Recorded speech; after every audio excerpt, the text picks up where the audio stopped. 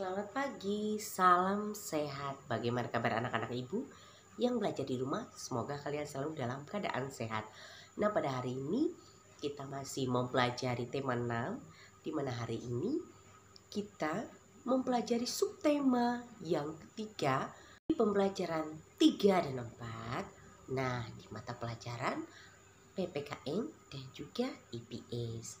Nah, mari kita bersama-sama mempelajari, mengulas, dan sekarang ibu harapkan anak-anak ibu bisa menyimak materi pembelajaran yang ibu jelaskan pada video pembelajaran ibu kali ini. Nah, sekarang mari kita bersama-sama mempelajari materi pembelajaran kita. Pernahkah anak-anak ibu melihat jenis kegiatan pada digambar yang merupakan usaha masyarakat untuk pembangunan sosial, ekonomi, dan juga budaya? Jadi kegiatan yang pertama ialah membatik, yang kedua membuat patung, yang ketiga menanam padi, dan yang keempat mencari ikan. Dari 4 kegiatan tersebut merupakan usaha pembangunan untuk masyarakat memenuhi kebutuhan hidupnya sehari-hari. Setiap masyarakat mempunyai peran terhadap lingkungan sosial budaya, yaitu masyarakat Indonesia merupakan masyarakat yang selalu menghargai warisan budaya nenek moyangnya, mulai dari peristiwa kelahiran hingga kematian. Terdapat tradisi yang terus dijalankan hingga kini.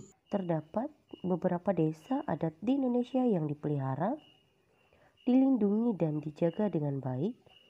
Di antaranya adat Bena di Ngada, desa adat Sade, desa adat Wairebo, desa adat Kampung Naga, desa adat Terunyan di Bali, dan desa adat Pariangan. Berikutnya usaha Andrea Hirata melakukan usaha untuk mengangkat dan mempertahankan pusaka tradisi Banten di Sumatera Selatan melalui novelnya yang terkenal yaitu Laskar Pelangi. Masyarakat Using yang tinggal di daerah pasisir ujung timur Pulau Jawa, tepatnya di Kabupaten Banyuwangi, telah lama melakukan kegiatan membatik. Setiap kelompok membatik memiliki motif sendiri yang menjadi keunikan dari kelompok tersebut. Dengan semakin tingginya minat masyarakat umum terhadap batik, para pelaku industri batik di Banyuwangi pun melakukan banyak terobosan. Salah satunya yaitu mengembalikan pemakaian bahan pewarna alami untuk batik mereka. Bahan-bahan yang digunakan adalah berbagai jenis tanaman yang ada di sekitar rumah pengrajin, seperti daun krangkong sejenis kangkung, daun lamtoro, daun mangga, jati, jengkol, kulit kopi, daun ketepeng, putri malu, dan kumis kucing. Untuk semakin memperkaya penggunaan pewarna alam dan memperbanyak kreasi motif, desainer nasional Merdi Sihombing dilibatkan. Ia diminta pemerintah daerah setempat untuk melatih para pengrajin batik yang mayoritas adalah usaha yang sangat kecil, usaha kecil dan menengah, atau disingkat dengan UMKM.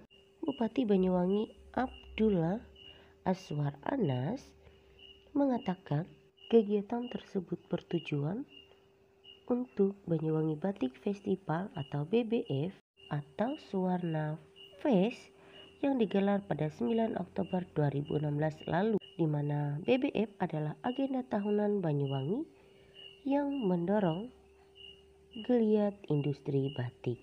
Kami pun terus mendukung usaha para pembatik untuk meningkatkan produktivitas dan kualitas berbagai macam batiknya. Seperti salah satu pengrajin batik Banyuwangi dari Sanggar Sekar Bakung sangat antusias dengan pemakaian pewarna alam ini. Nah, sekarang anak-anak, coba kalian perhatikan gambar-gambar di atas. Bagaimana pendapatmu jika kamu berada di tempat dalam suasana seperti pada digambar? Nah, bagaimana kira-kira usaha yang dilakukan agar keadaan seperti pada gambar tersebut terwujud?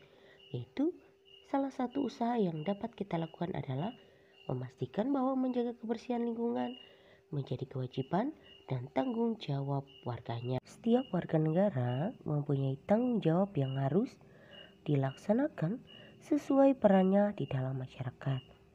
Salah satu bentuk tanggung jawabnya adalah melaksanakan nilai-nilai Pancasila sebagai dasar negara. Nilai-nilai dalam Pancasila menjamin terjadinya masyarakat yang saling menghargai demi kepentingan bersama. Sebagai contoh, salah satu akibat adalah terjadinya masalah sosial.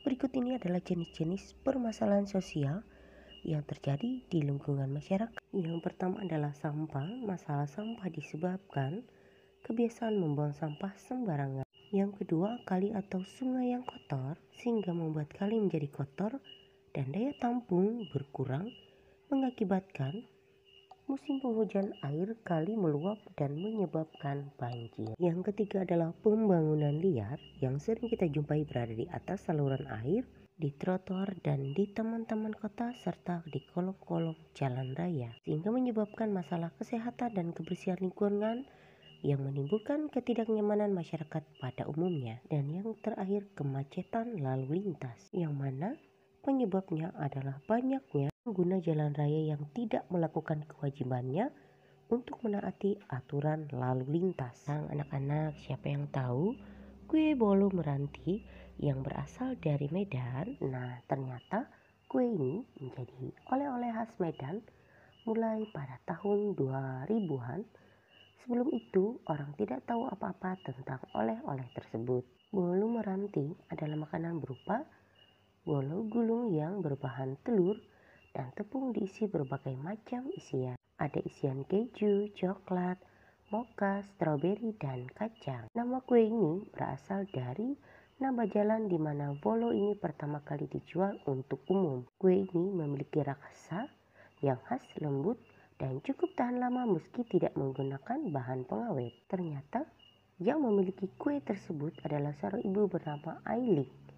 Suatu hari menciptakan bolu buatannya di toko milik salah satu kerabatnya yang berlokasi di Jalan Meranti. Aileen pun tidak menyangka usahanya dapat membuat kota Medan semakin terkenal.